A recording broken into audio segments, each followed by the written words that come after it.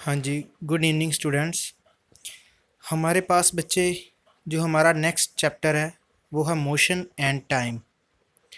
देखो, पहले हम इसकी हेडिंग पे जाते हैं बच्चे। मोशन के बारे में हम डिस्कस करेंगे कि कितने टाइप्स का मोशन होता है और टाइम कैसे मेज़र किया जाता है, कौन से उसके यूनिट्स हैं और मोशन और टाइम का आपस में क्या रिलेशन है। तो ये सब कुछ हम इस चैप्टर में डील करेंगे। सबसे पहले हमारे पास बच्चे टर्म आती है मेज़रमेंट्स।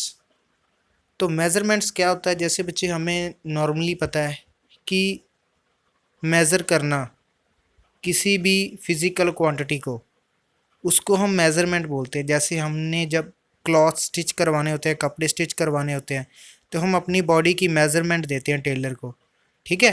तो उस तरीके का मेज़रमेंट है, ठीक है बच्चे। तो measurement is the comparison of an unknown quantity with some fixed quantity of the same kind. कि हमने मेज़र किया किसी अननोन क्वांटिटी, मतलब जो हमें नहीं पता, किसके साथ मेज़र किया? किसी फिक्स्ड क्वांटिटी के साथ। जैसे एग्जांपल के लिए मैं कहूँ कि हमें कुछ हमारे पास पीस ऑफ क्लॉथ है, कुछ कपड़ा है, तो हमने उसको मेज़र करना है, ठीक है बच्चे। अब वो कितना है हमें नहीं पता, इसलिए वो हमारे लिए अननोन है। तो हम एक मीटर स्केल लेते हैं, जैसे शॉपकीपर के पास होता है ना मीटर, कपड़े को मेज़र करने के लिए। तो वो मीटर हमारे लिए नॉन है क्योंकि हमें उसकी लेंथ पता है। तो हम उस मीटर से उस अननोन क्लॉथ को मेज़र करते हैं।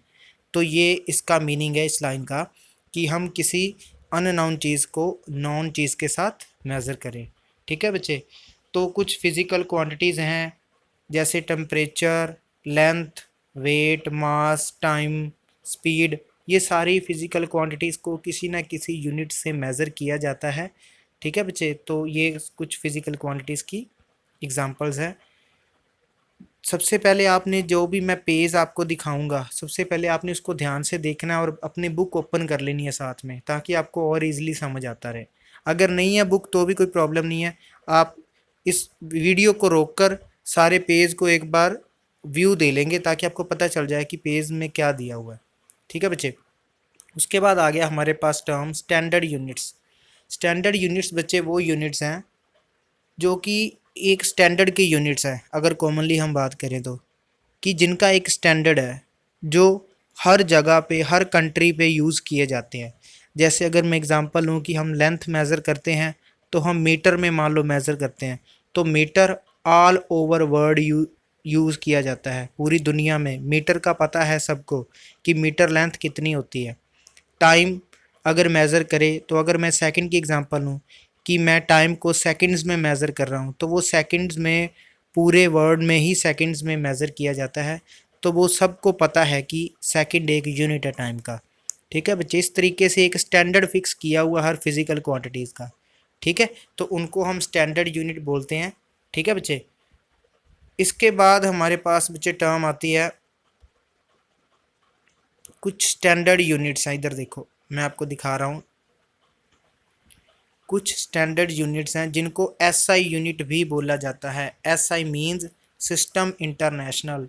सिस्टम इंटरनेशनल मतलब जो कि इंटरनेशनल लेवल पे यूज़ किए जाते हैं मेज़रमेंट के लिए। तो कौन कौन से हैं? मीटर, मीटर लेंथ के लिए जैसा मैंने आपको बताया, किलोग्राम वेट के लिए या मास के लिए, सेकंड टाइम के लिए केल्विन या सेल्सियस या फ़ारेनहाइट, कुछ भी, ये तीनों टेम्परेचर के लिए। तो ये बच्चे एसआई यूनिट्स हैं। एसआई में टेम्परेचर का यूनिट केल्विन है, टाइम में जो एसआई यूनिट है टाइम का वो सेकंड है, मास का जो एसआई यूनिट है वो किलोग्राम है, ठीक है। मास का मतलब होता है बच्चे मटेरियल, क्वांटिटी ऑफ मैटर, ठीक है बच्चे। मीटर मतलब लेंथ का एसआई यूनिट है। तो ये यही इसको ही सारा नीचे एक्सप्लेन किया हुआ है। कुछ और टाइप के यूनिट हैं, एफ पी एस सिस्टम, सी जी एस सिस्टम, एम के एस। एफ पी एस में फुट पाउंड सेकंड, तो फुट के थ्रू लेंथ को मेज़र किया जाता है, पाउंड में वेट लिया जाता है, सेकंड में टाइम लिया जाता है। तो सी जी एस में सेंटीमीटर, ग्राम, सेकंड। तो इस तरीके से मास, लेंथ और टाइम वगैरह को अलग अलग लेवल पे मेज़र किया जाता है। वो अब बुक में आसानी से आपको पढ़ोगे आपको समझ आ जाएगा। Measurement of time. Anything that occurs और appears at regular intervals can help us to measure time. कुछ भी जो हमें कुछ इंटरवल बताए, ठीक है, तो हम उससे टाइम की मेज़रमेंट कर सकते हैं। जैसे वॉच, वॉच हमें 1 मिनट का इंटरवल भी बताती है, 1 घंटे का 1 आवर का इंटरवल भी बताती है, 1 दिन का इंटरवल भी बताती है। तो वो हमारे लिए टाइम मेज़रमेंट में हमारी हेल्प करती है। ठीक है बच्चे, इसके बाद देखिए हमारे पास टर्म आती है,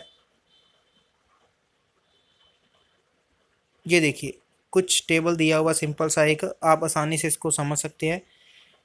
60 सेकंड का मिनट है, 60 मिनट का आवर है, तो 1 डे है, 1 सेंचुरी कितनी है, तो वो बड़ी आसानी से आपको समझ आ जाएगा, इजीली दिया हुआ है। तो बच्चे मेज़रमेंट ऑफ टाइम में उन्होंने सिंपली हमें बताया है कि जब डिजिटल क्लॉक्स नहीं थे तो हम किस तरीके से टाइम को मेज़र किया करते थे। तो वो कुछ एग्जांपल्स हैं, जैसे पोजीशन ऑफ सन। तो पुराने ज़माने में सन की पोजीशन को देखकर आइडिया लगा लिया जाता था कि कितना टाइम हुआ होगा, दोपहर हुई होगी या इवनिंग होगी या सुबह मॉर्निंग का टाइम होगा।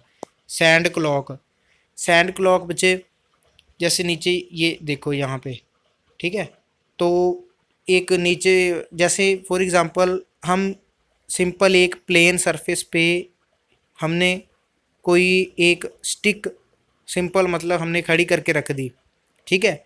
अब उसकी shadow with respect to sun change होती रहेगी। जैसे पहले वेस्ट ईस्ट की तरफ सन था, धीरे धीरे वो वेस्ट की तरफ जाएगा, तो वैसे वैसे ही उस स्टिक की शैडो चेंज होती रहेगी और वहाँ से भी हमें टाइम का आइडिया मतलब टाइम के बारे में हमें पता चल जाएगा।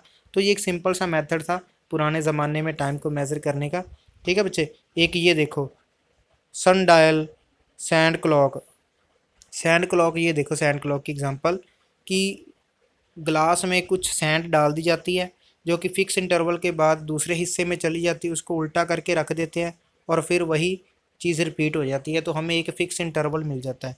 ये जंतर मंतर है बच्चे, ये बना हुआ टाइम को मेज़र करने के लिए। इसकी जो स्टेयर्स है, नंबर ऑफ़ स्टेयर्स, वहाँ पे जब शैडो पड़ती है सन की लाइट, सन की पोजीशन चेंज होने की वजह से, तो उससे भी हमें टाइम के बारे में पता चल जाता है। तो ये सिंपल सी कुछ एग्जांपल्स हैं जिससे हमें पुराने ज़माने में हम टाइम को मेज़र किया करते थे। इसके बाद देखो बच्चे हमारे पास क्या टर्म आ गई, पेंडुलम। ये देखो बच्चे पेंडुलम की पोजीशन देखो आप, पेंडुलम जैसे डिजिटल क्लॉक्स में भी आते हैं, जो कि अब एक मीन पोजीशन के अराउंड मूव करते हैं। जो मिड वाली पोजीशन ओ है वो मीन पोजीशन है, जो ए और बी पोजीशन है वो एक्सट्रीम पोजीशन है, मतलब जहाँ पे ये मैक्सिमम जाता है। तो ये एक पेंडुलम है। तो पेंडुलम है क्या, it always completes one to and fro motion in exactly the same time.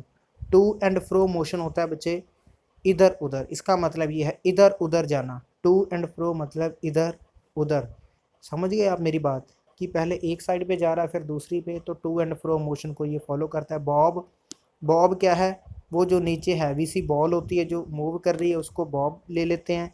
Length मतलब कितना बड़ा पेंडुलम लिया हुआ है। ठीक है बच्चे, ऑसिलेशन क्या होता है, ऑसिलेशन और वाइब्रेशन का मीनिंग बच्चे सेम होता है। ठीक है, ऑसिलेशन मतलब जैसे टू एंड फ्रो मूवमेंट कर रहा है वो, तो वो ऑसिलेट कर रहा है, मतलब एक तरीके से वो वाइब्रेट कर रहा है। टाइम पीरियड क्या है, the time taken by a pendulum to complete one oscillation is called time period. मतलब वो कितने टाइम में एक ऑसिलेशन, मतलब एक फेरी, अगर सिंपल लैंग्वेज में हम कहें तो उसको कंप्लीट करता है, तो वो उसका टाइम पीरियड माना जाता है। ठीक है बच्चे, इसके बाद बस ये सिंपल ही, आप बुक से बड़े आराम से इसको अंडरस्टैंड कर सकते हो। तो उसके बाद हमारे पास टर्म आगे बच्चे स्पीड। स्पीड, कोई व्हीकल चल रहा है, ठीक है, वो कितने टाइम में कितना डिस्टेंस कवर कर रहा है, वो उनका रिलेशन हमें स्पीड बताएगा।